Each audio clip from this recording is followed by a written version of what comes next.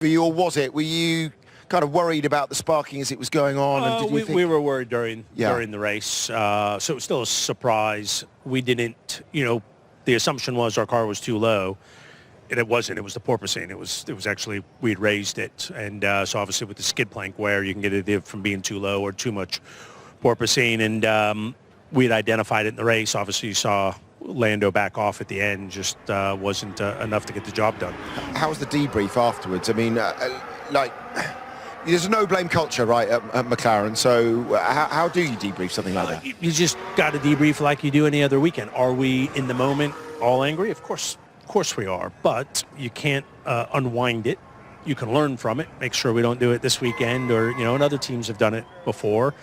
Does that make you feel better? No, but it does mean you're human, but you just got to get focused on the next race. So, yeah, Saturday night, Sunday, we were all grumpy, but come Monday, we were totally focused on Qatar.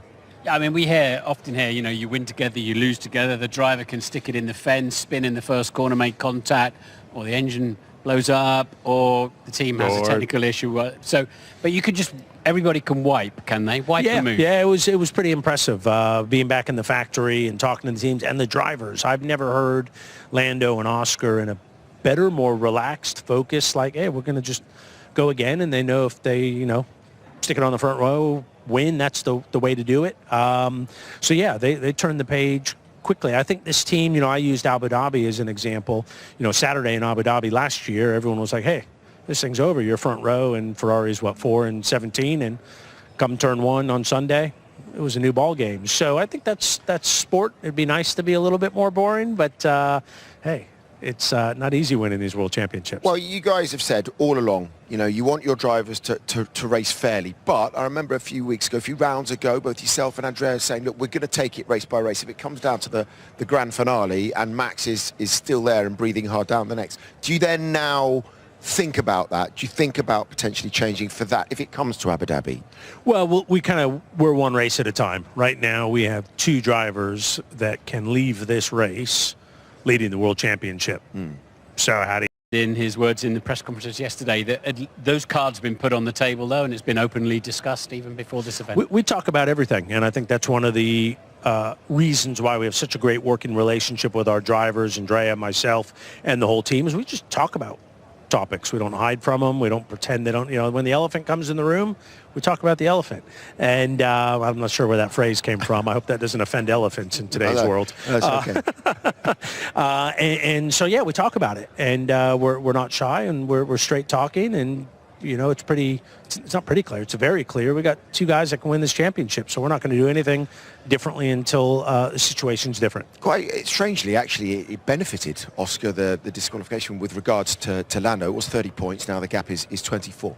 I just wanted to talk to you about his mentality. He hasn't had a podium for the last 7 races, and yet he arrives here in Qatar at a place where he's outdriven his teammate for the last couple of years. How's he been with this slide, and do you still...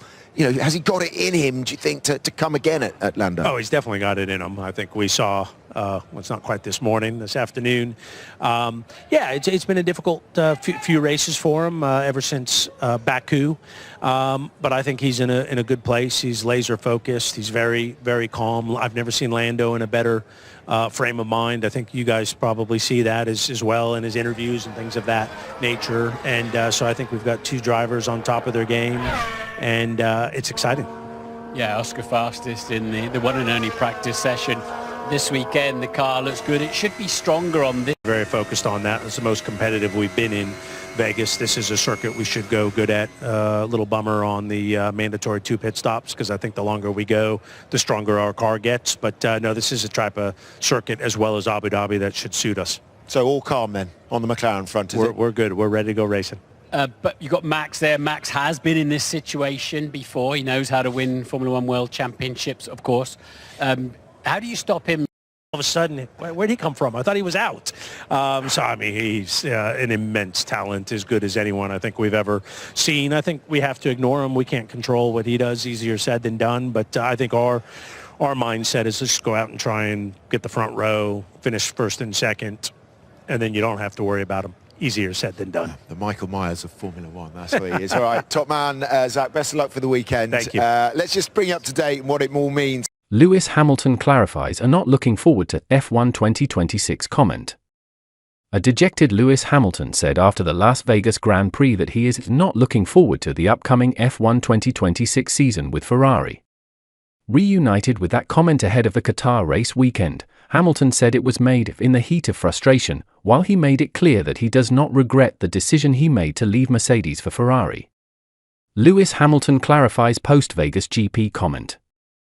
Hamilton was able to rebound from qualifying last, for the first time in his career, to finish in the Las Vegas GP points. He was later boosted 2 further spots to 8th when McLaren's Lando Norris and Oscar Piastri were disqualified for excessive plank wear. But alas, Hamilton was not in a particularly positive frame of mind when he spoke with the media post-race. Having called F1 2025 his worst season ever in conversation with Sky F1, Hamilton's comments grew more concerning still when the BBC caught up with him. "It's a terrible result. There is nothing positive to take from today," Hamilton began. "I'm eager for it to end. I'm looking forward to it ending. I'm not looking forward to the next one." Asked to clarify if that was the next race in Qatar which he was referring to, Hamilton replied, "Next season." As Hamilton arrived in Qatar and headed for the driver press conference, there remained an uncomfortable feeling as he was asked how he looks back on his first season with Ferrari. "I don't. Just look forwards." Encouraged to expand a little more, Hamilton replied, "There isn't really much to say. The results have shown that there are some positives to take from it, and you just move forwards." Hamilton was asked what those positives are that he can take from this season. "Gelled in the team, and this amazing passion within the team, and got to focus on for next year. Next up, the biggest things he has learnt over the last 12 months or so at Ferrari.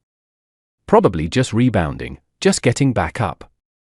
Then it was time to address the elephant in the room. Hamilton's claim that he is not looking forward to F1 2026, the season when new chassis and engine regulations come into force.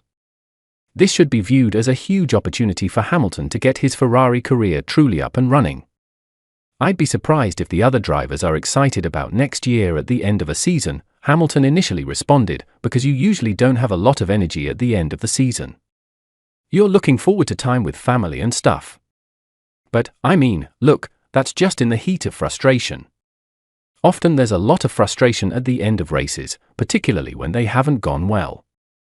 So no, I'm excited to see what the team build next year, and continue to build on with them." F1 2025 has been a bruising season for Ferrari in general.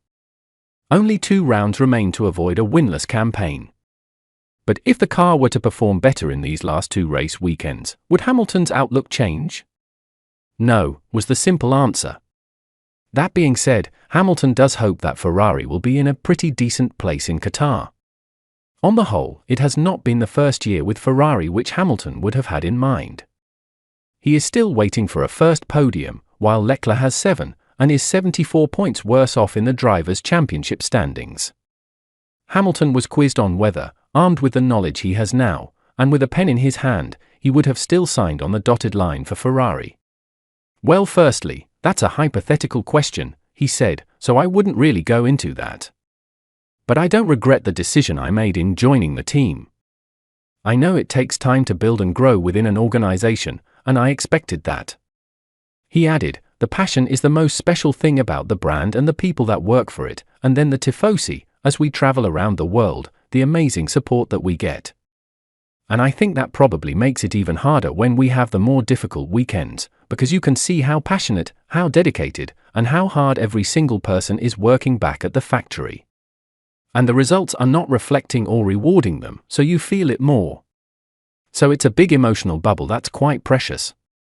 Hamilton is under Ferrari contract until at least the end of F1 2026.